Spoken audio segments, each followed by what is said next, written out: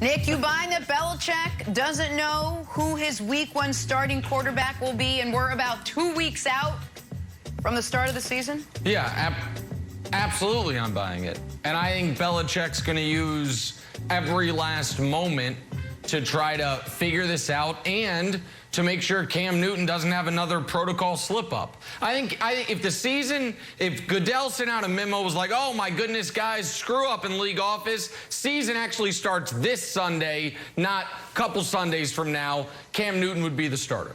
I feel confident in that. Even though Mac Jones made up some ground and Mac Jones had the really good practice Wednesday and Cam Newton's last day, I think Cam Newton is still in the lead. But I don't think Belichick is going to make the decision until a week before the first game.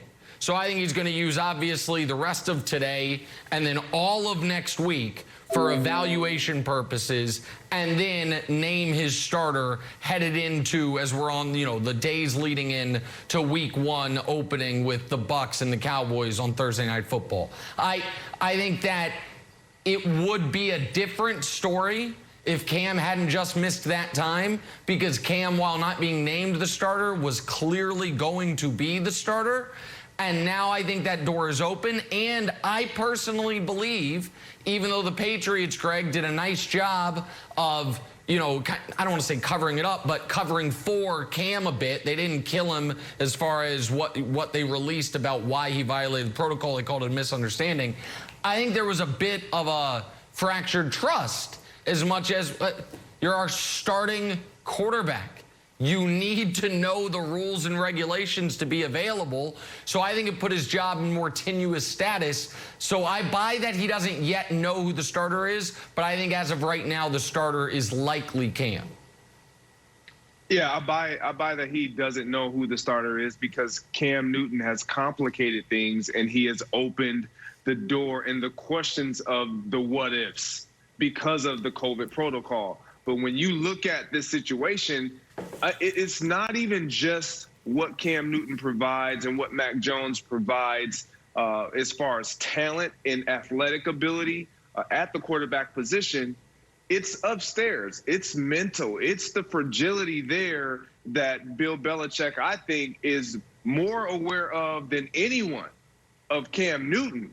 Because you have a guy who is former MVP of the National Football League, who you have lobbied for, you have pretty much supported all last year, all offseason, and you said you believe in his abilities, you believe in his talents. However, you draft a first-round pick because you know this is going to be our future moving forward, not Cam Newton. But you feel like you owe him that opportunity, and then this happens.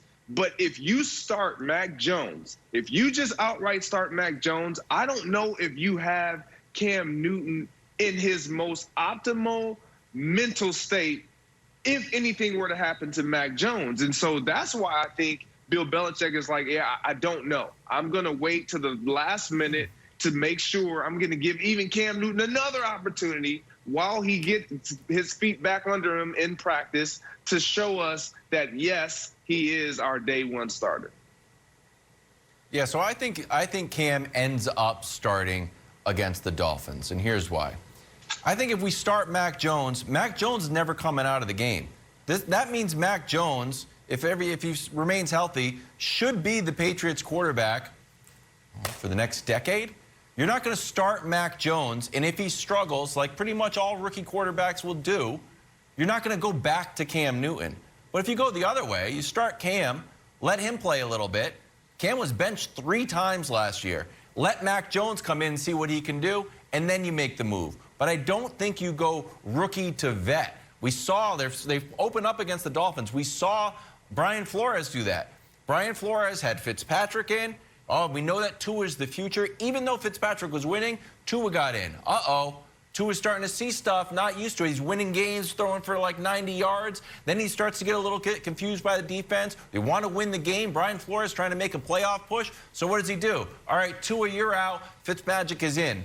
All right, that was a weird one-time thing. But Tua's still the starter, huh? I'm a little bit confused. And to go move forward a few more games. All right, 4th quarter, we're down. We need a spark. Oh, what was that, a spark? You want some magic? Here comes Fitzmagic back in. I think that really hurts to his development. I don't expect the Patriots to do it, Greg. I think it's just going to be clean. I think it's going to be Cam for a certain amount of time, and then if Cam loses that job, Mac will be ready to go. You go ahead, Nick. And that's it. No, I think that I was going to go to something else from last year, and Greg and I discussed this yesterday that I think is instructive, which is even when Cam got benched at the end of some games, Belichick, he didn't say, I don't know who's starting next week. He didn't waver. That's He right. always immediately said Cam's the starter.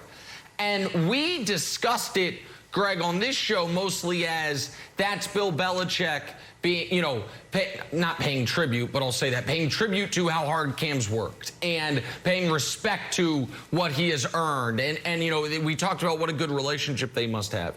You mentioned that that might have been part of it, but what also might have been part of it is that you might lose Cam mentally from the team if he is actually benched, if he is now your backup quarterback and not your starting quarterback, and that Belichick knows that if Mac Jones is the number 2, he probably expected, I'm probably going to be the number 2. I'm a rookie quarterback. There's a veteran quarterback on the team, and it's not going to hurt his buy-in or his ability to stay locked in throughout the season. That if Cam is told for the first time in his football life, you're not the starting quarterback, we have no idea what that will do to Cam's attentiveness, Cam's drive, any of these things. I'm not saying it'll go terrible, but nobody knows because Cam's never been in that spot. And I think you mentioned this yesterday, that Belichick is acutely aware of that. He has to be. He has to be. When you think about Bill Belichick, like, he uses every man on his roster. He does not care what your ability is, what you've done last year. He's never cared so much. And yet we look at this situation with Cam Newton and it's like, why is he tiptoeing around it? Why did he tiptoe around it last year? And that's the only thing I can think of. You have a veteran guy who mentally can potentially, this be his last opportunity. Like, I just don't see Cam Newton saying, I'm going to sign up to be a backup quarterback this moment moving forward in my career. I just don't see that happening. And Bill Belichick understands I may need this guy at some point. If I pull the trigger now, I may not have him when I need him most. Can I give you an alternate read on it? It was a little bit of Belichick having a fondness for Cam and the hard work that he put in, and also like the contract that he signed.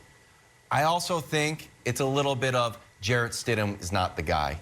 And Brian Hoyer, we tried to start him against the Chiefs, and we thought that he was going to be solid, and he's not the guy either.